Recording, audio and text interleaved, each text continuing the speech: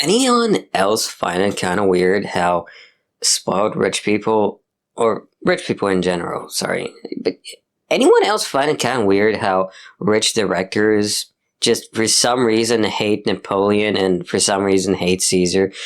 Now, with Caesar, I suppose because Nolan was British, maybe he has a problem with him killing a whole bunch of Celts, but historically speaking, I mean, Caesar was a guy who defended a giant empire, which would later become the biggest empire in the world, with containing one in every four people on the planet, right?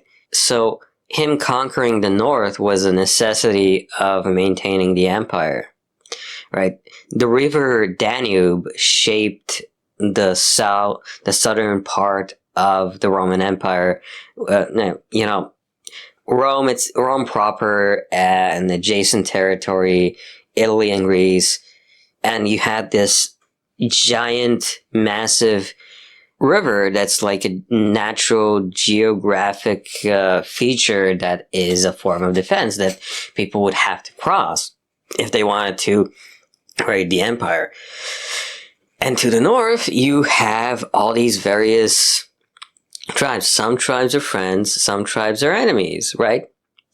And big rivers are your natural geographic defensive feature, and between the Danube and I think it was the Rhine, you have these defenses, and they're primarily concerned with avoiding raiders, because to the northeast of Rome, or to in general to the east of Rome, there are various territories that were susceptible to attacks from the Mongols, right? So the Mongols, because they're living in a sea of grass, they can afford to have horses, and because horses are fundamentally different from mounted troops, the Mongols just ran up to people, turned around, ran back into the people and assaulted them, because they bait the people into chasing them. It's a very simple, very easy strategy for a cavalry, right? Bait the enemy into attacking, then you attack the enemy while the enemy is running, and you have the horse and you're massively advantaged, blah, blah, blah. Right. So the Mongols scare people into leaving their homes with their scare tactics, and they need the land to supply themselves with food. It's a whole trade economy thing, because humans aren't very easily sustained using the same food that their horses are eating, and blah, blah, blah. But fundamentally, the Roman Empire historically was at risk for this stuff.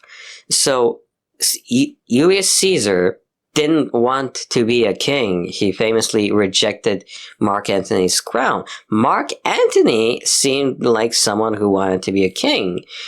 And Caesar Augustus got his uncle's inheritance and finally made good on his uncle's promise to give the people money, and then fought a war with Mark Antony and Cleopatra, and then connected the empire to the marketplace, the monsoon marketplace, that's Red Sea, and then you have like seasonal winds, and you gotta figure out the seasonal winds to connect the Roman Empire to the rest of the world's maritime economy, right? And what followed was a golden age of like Rome.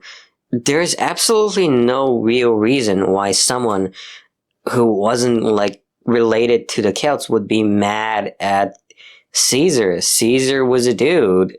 He's not a modern politician. He was the guy that beat the corrupt senators. He's not a great villain that had to be stopped.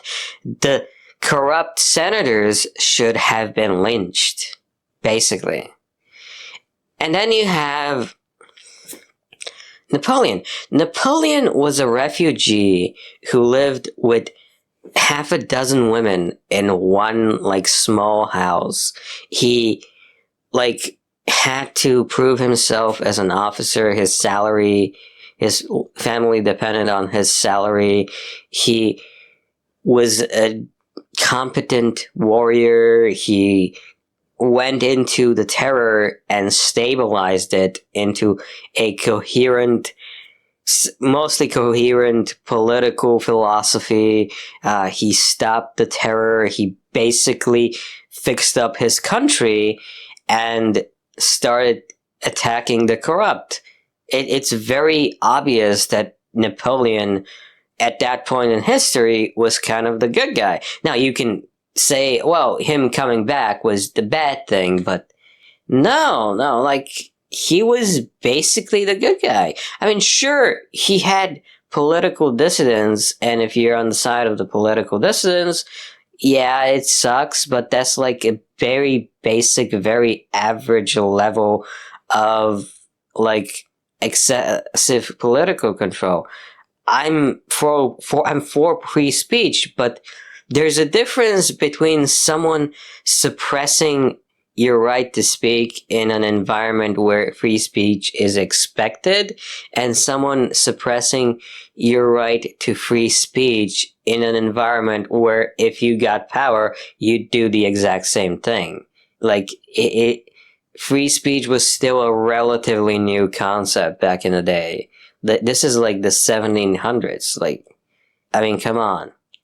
It's ridiculous. So Napoleon and Caesar are very, very likable people, but because they are the great man of history, I think they're associated with whoever the fuck your current era evil special dictator is. And yeah, I think Ridley Scott would, like, fucking fucked himself in the ass with that movie. Like, everybody fucking knows Napoleon the movie was not a fucking Napoleon biopic. It was just Ridley Scott fucking around, and everyone's pissed about it because one minute he can go, oh, I'm not making movies for other people, I'm making movies for myself. And if he was like, you know, Tarantino would be like, yeah, man, make him like you like him, man. You know, we have the same taste. But with Ridley Scott, he's like, blah, blah, blah, blah, blah, blah, blah. Blah, blah, blah, blah, blah, blah, blah. He's like a boring old man giving like an old man lecture, and it's not very coherent, and then he's whiny about it, right? So he gives us the Alien movies, someone else's script, by the way. He gives us the Alien movies. The Alien movies are really good. Then he comes in with Prometheus, and Prometheus, I didn't know it was an Alien movie, and I pretty much liked it. Except for the one guy who's like, evolutionism. And then you had the most bizarre fucking thing where the religious guy is the fucking idiot. And he's too much of an idiot. And I'm like, watching this, and I'm like, why the fuck was this made? Why am I watching this? Why the fuck was this made? What's with the stupid CGI? And I'm like super fucking annoyed with it. And everyone's super fucking annoyed with it. And then he does the Matt Damon with a mohawk movie.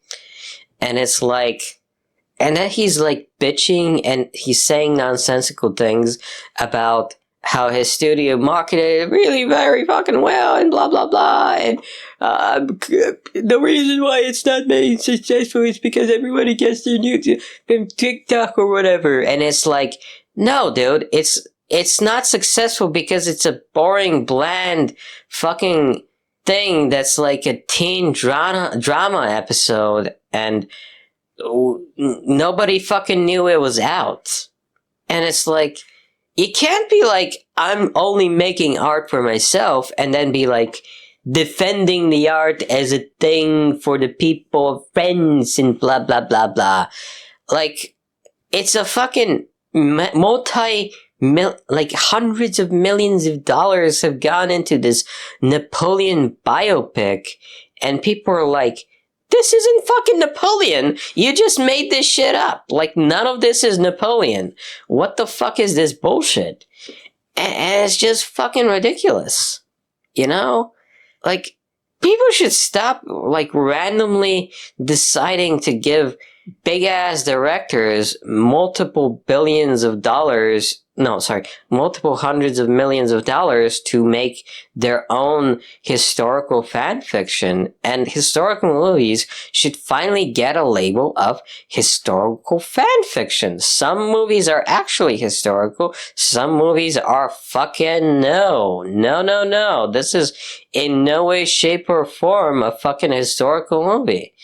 So basically, at the end of the day, Ridley Scott's kind of a jackass, and Nolan made a minor mistake in an otherwise great movie that kind of bugs me a little. And that's just me bitching about directors not getting history.